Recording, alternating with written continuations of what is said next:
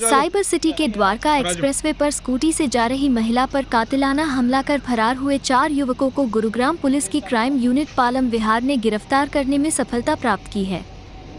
महिला पर कातिलाना हमला करने के मामले में उस समय नया मोड़ आ गया जब महिला को कोर्ट में न्याय दिलवाने के लिए खड़ा हुआ वकील ही अपराधी निकला। पति पत्नी के बीच हुए झगड़े में कोर्ट में चल रहे मामले के दौरान महिला की नज़दीकियां वकील से बढ़ गई। महिला अब वकील को परेशान कर रही थी, जिससे पीछा छुड़ाने के लिए वकील ने अपने दोस्त से बात की। इस पर दोस्त ने 2 युवकों को महिला को रास्ते से हटाने की सुपारी दे डाली, जबकि वकील के दोस्त ने वारदात को अंजाम देने के लिए हथियार और बाइक मुहैया करवाई। वारदात के समय वकील का दोस्त भी मौके पर ही मौजूद था। वहीं वारदात के बाद महिला को घायल अवस्था में निजी हॉस्पिटल में दाखिल करवाया गया है, जहां घायल महिला जिंदगी और मौत के बीच जूझ रही है। द्वारका एक्सप्रेसवे पर गोली से घायल हुई महिला की पहचान पल्लवी शर्मा के रूप में हुई है, जिसकी शादी कई वर्ष पहले चंडीगढ़ में हुई थी, लेकिन कुछ वर्षों से वो अपने बच्चों के साथ सेक्टर 102 के रिद्धि सिद्धि अपार्टमेंट में रह रही थी और यहां ब्यूटी पार्लर का काम कर रही थी। बताया जा रहा है कि रात करीब 9:15 बजे वो किसी काम से अपनी स्कूटी पर सवार होकर द्वारका एक्सप्रेसवे के रास्ते जा रही थी। जब वो सेक्टर 102 में बने पेट्रोल पंप के पास पहुंची तो बाइक सवार 2 युवकों ने उसे गोली मार दी। बताया जा रहा है कि दोनों युवकों ने हेलमेट पहना हुआ था। गोली महिला को पीछे की तरफ से मारी गई, जो उसकी कमर पर लगते हुए पेट के रास्ते बाहर निकल गई।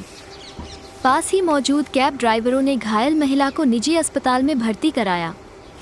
घायल महिला के पिता राजकुमार शर्मा ने बताया कि पुलिस से जब उन्हें सूचना मिली तो वो तुरंत ही गुड़गांव पहुंच गए।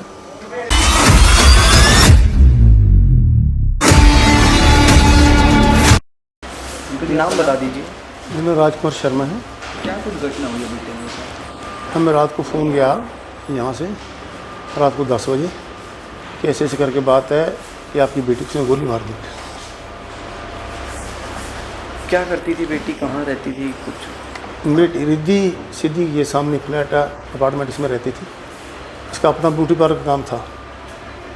रात को 9:30 बजे किसी काम से गई, पता नहीं, क्योंकि मेरे को इतनी बात हुई नहीं, वो बेहोश अभी, तो गोली मार के चले गया। पुलिस प्रशासन से यही मांग करते हैं कि जो दोषी हैं उनके सख्त से सख्त खिलाफ कार्रवाई की जाए। क्या लगता है आपको, कोई रंजिश हो या फिर किसी से कोई बातचीत हुई? इसके बारे में मेरे को कुछ पता नहीं है, क्योंकि अब बेटी बेहोश है, उसके बारे में बेटी बता सकती है। मेरे को कुछ पता नहीं किसके साथ रंजिश है या क्या वाक़या हुआ है। कितने साल से यहाँ पर रहने की? यहाँ पे लगभग 13 साल से।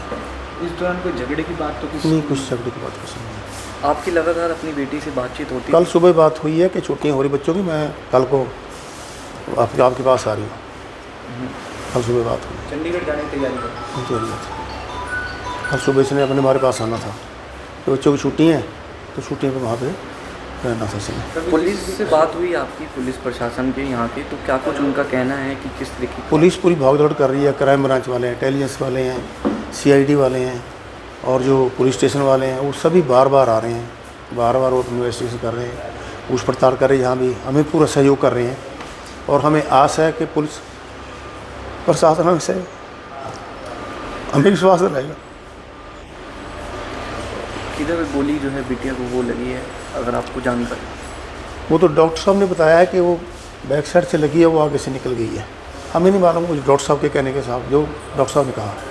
शंकर जी, आपकी फ़ोन में बात हुई, कोई किससे लड़ाई झगड़े की बात तो नहीं हुई? नहीं, ऐसा कुछ नहीं, मेरे को कुछ नहीं बात हुई, वो बात नहीं बताइए। ठीक है। इसमें दिनांक 7 जून 2024 को गुड़गांव पुलिस को एक सूचना प्राप्त हुई थी कि द्वारका एक्सप्रेसवे पर एक पेट्रोल पंप के पास किसी महिला को गोली मार दी गई है।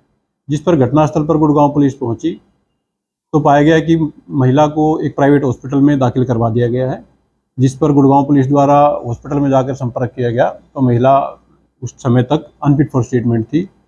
तो दिनांक 8 जून 2024 को महिला के पिता ने एक लिखित शिकायत दी, जिसमें उसने बताया कि उसकी बेटी को रात्रि के समय करीब 9 साढ़े 9 बजे के आसपास 2 स्कूटी सवारों ने उसकी बेटी के ऊपर गोली से हमला कर दिया, उसके ऊपर गोली चला दी है।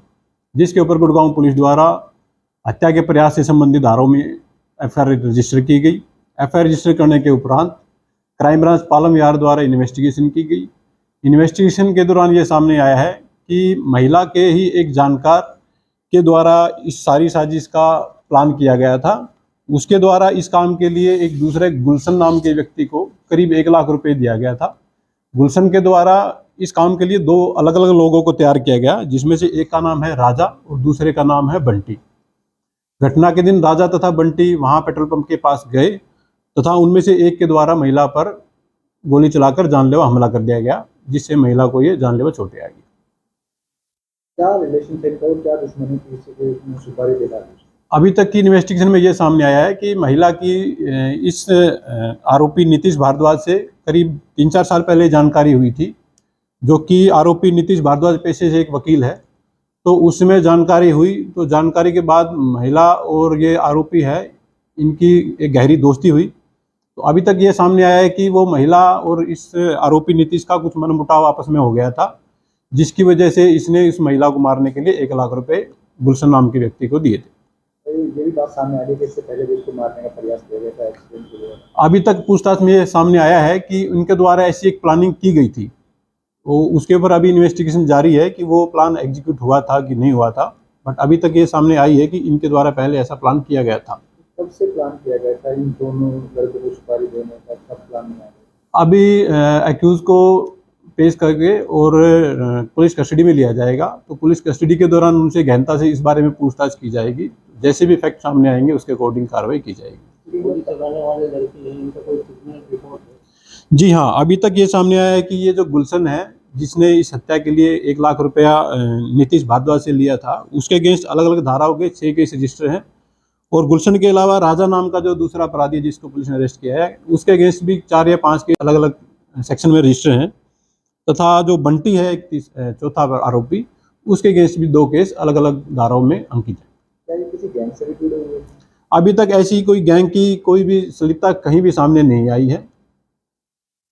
और ये नीतीश जो है, इसका कोई क्रिमिनल रिकॉर्ड है? नीतीश का अभी तक कोई क्रिमिनल बैकग्राउंड सामने नहीं आया। ये एक पेशे से वकील है, जैसा कि अभी तक सामने आया है। अभी तक इसका कोई क्रिमिनल बैकग्राउंड नहीं पाया गया। क्या कुछ बरामद किया गया?